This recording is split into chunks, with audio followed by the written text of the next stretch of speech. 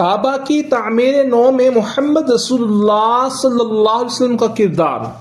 کائنات میں سب سے زیادہ عظیم الشان، اہم ترین اور بابرکت گھر بیت اللہ ہے۔ اللہ عز و جل نے اسے ایسی عظمت دوام عطا فرمائی کہ ہزاروں برس کے حالات و حوادث کا الٹ پھیر بھی اس کی شان جلالت پر اثر انداز نہیں ہو سکا۔ یہ گھر تمام مسلمانوں کا قبلہ ہے اور اہل قبلہ کو اس بات پر بجا طور پر ناز ہے کہ روئے زمین پر اس سے زیادہ قدیم اور عظیم عمارت اور کوئی نہیں۔ اس کی بنیاد برگزیدہ نبیوں اور ملائکہ نے رکھی۔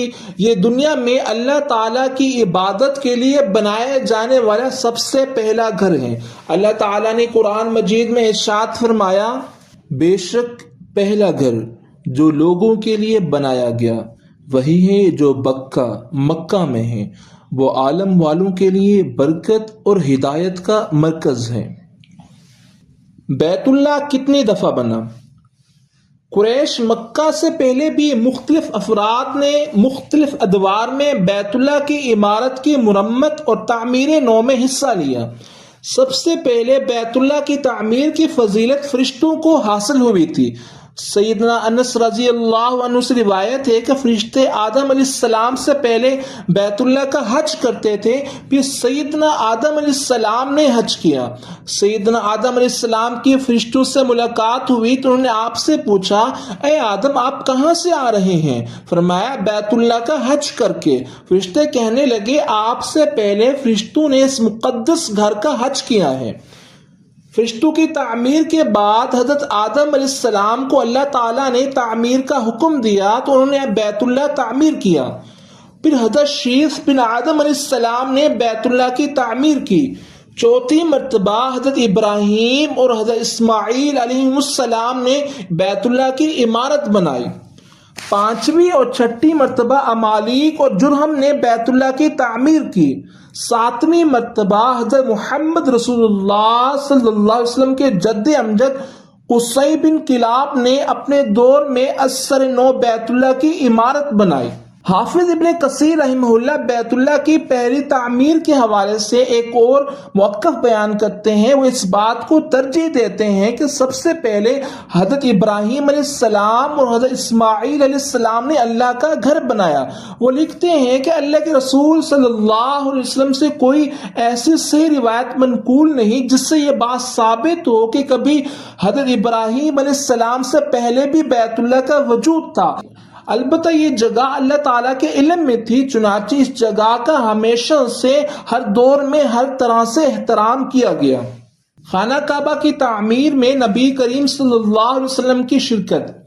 جب حیات نبوی میں نبوت سے پہلے اللہ تعالیٰ کے اس مبارک گھر کی تعمیر نو کا مرحلہ پیش آیا، اس وقت قریش شرک کی نجاست میں مبتلا تھے۔ تاہم یہ لوگ اپنی ذہنی پستی کے باوجود خوب سمجھتے تھے کہ پورے کرۂ ارض پر بیت اللہ سے زیادہ اہم اور بابرکت جگہ اور کوئی نہیں۔ وہ اچھی طرح جانتے تھے کہ ان کی تجارت و معیشت عرب کی سرزمین بے عین میں ان کا تحفظ اور پورے عرب میں ان کا اعلیٰ ترین مرتبہ صرف اسی بات پر منحصر تھا کہ وہ بیت اللہ کے خدام اور متولی ہیں۔ یہ واقعہ نبی کریم صلی اللہ علیہ وسلم کی جوانی کے دور میں اور آپ کی نبوت سے 5 سال پہلے اور حضرت خدیجہ رضی اللہ عنہا سے نکاح کے بعد پیش آیا۔ قریش بیت اللہ کی تعمیر نو کے لیے جمع ہوئے۔ اس تعمیر میں محمد رسول اللہ صلی اللہ علیہ وسلم کا کردار بہت ممتاز اور نمایاں تھا۔ بیت اللہ کی تعمیر نو کے اسباب۔ بیت اللہ کی عمارت بہت بوسیدہ ہو گئی تھی، اس کی چنائی گارے کے بغیر ہوئی تھی، دروازہ زمین سے متصل تھا، اس وقت بیت اللہ کی چھت بھی موجود نہیں تھی۔ قریش مکہ کو ہر وقت بیت اللہ کی عمارت منہدم ہونے کا ڈر لگا رہتا تھا، اس لیے اس کی اثر نو تعمیر کے بارے میں سوچ و بچار کرتے رہتے تھے۔ جلد ہی ایسے اسباب پیدا ہوئے جو فوری تعمیر نو کے متقاضی تھے۔ ایک سبب یہ تھا کہ بیت اللہ شہر کے نشیبی علاقے میں واقع تھا۔ سیلاب سے بچاؤ کے لیے مکہ کی بالائی جانب پہاڑوں میں ایک بند باندھا گیا تھا، مگر بارش کا پانی سیلاب کی صورت میں اتنے تیز بہاؤ سے آتا تھا کہ بند کو پھلانگ کر نیچے آ جاتا تھا اور بیت اللہ کی عمارت سے ٹکراتا تھا۔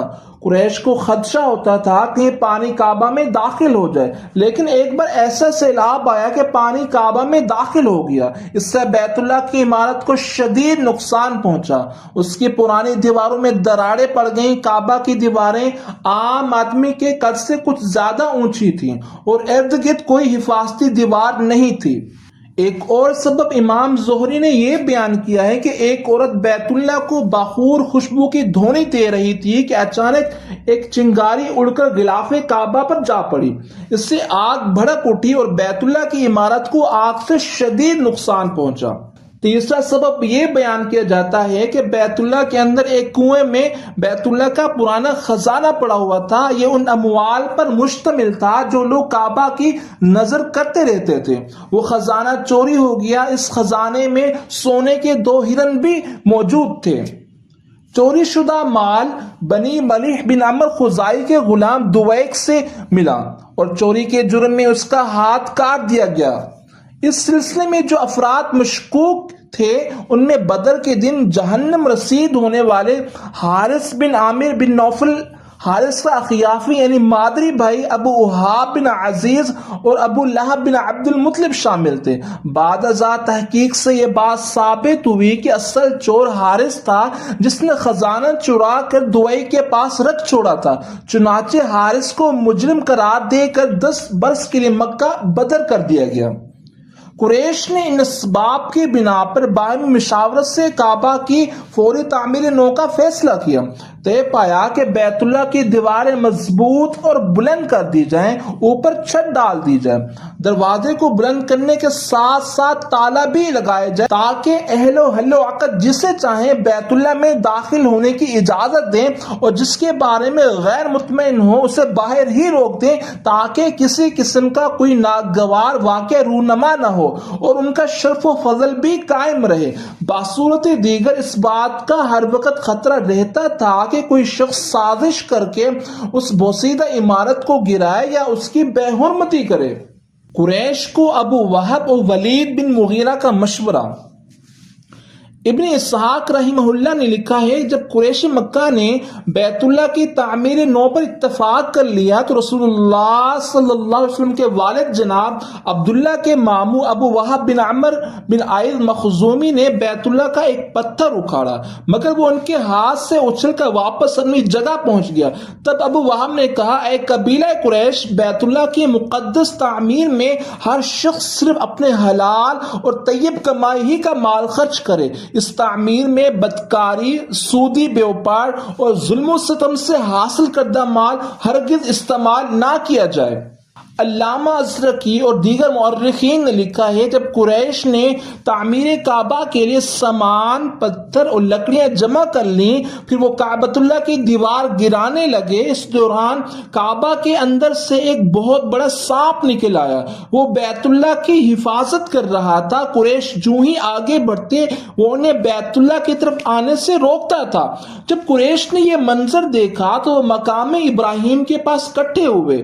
ولید بن مغیرہ نے ان سے کہا اے میری قوم قریش، کیا تم لوگ اسے بھلائی کی نیت سے مسمار کرنا چاہتے ہو؟ لوگوں نے کہا ہاں بالکل، ہم بھلائی چاہتے ہیں۔ ولید نے کہا پھر کوئی ڈر نہیں، اللہ تعالیٰ مصلحین کو ہلاک نہیں کرے گا، لیکن تم اپنے رب کے گھر کی تعمیر میں اپنے پاکیزہ اموال لگانا، اس میں سود کا پیسہ یا جوے اور زنا کی کمائی نہ لگانا اور ہر قسم کے گندے اور حرام مال سے پرہیز کرنا، کیونکہ اللہ تعالیٰ طیب مال ہی قبول کرتا ہے۔ چنانچہ تمام لوگوں نے اتفاق کیا کہ کعبہ کی تعمیر میں صرف حلال اور پاکیزہ مال ہی خرچ کیا جائے گا۔